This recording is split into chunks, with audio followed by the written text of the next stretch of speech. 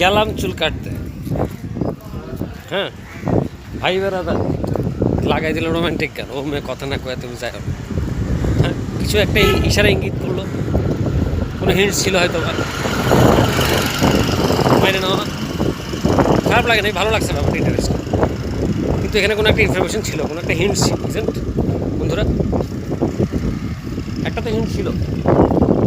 ছিল না দেখছেন, ছিল তো, ছিল না, আমি কিন্তু এই হিন্টসগুলো খুঁজি মানে চলতি পথে, এটাকে বলো মারিফতি জ্ঞান, এটাকে মারিফতি জ্ঞান বলে কীরকম,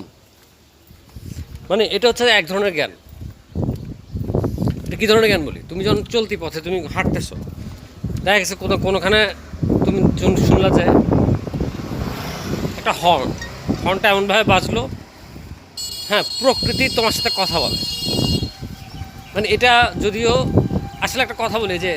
আমাদের প্রমিথিউস ব্যান্ডের বিপ্লব ভাই একটা গান গাইছিল যে পাগলের সুখ মনে মনে, সুখ খুঁজো না জনে জনে, পাগলের সুখ মনে মনে। তাইলে আমি এই গানটা শোনার পরে আমি তেমন একটা বুঝি না, যখন এই গানটা আমি শুনতেছি অথবা আড্ডায় এই গানটা নিয়ে কথা হচ্ছিল, তখন আমার এক বন্ধু আমাকে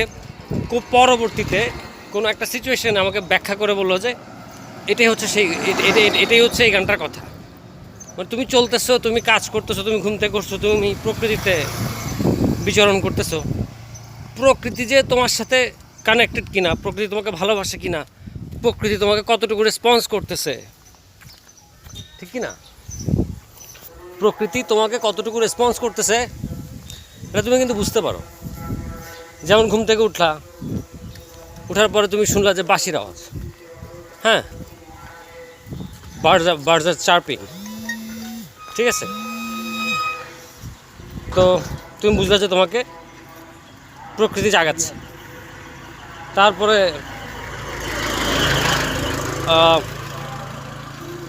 তুমি মনে করো চলতে ফিরতেছো, একটা হঠাৎ করে বাইরেলা একটা চাক্কা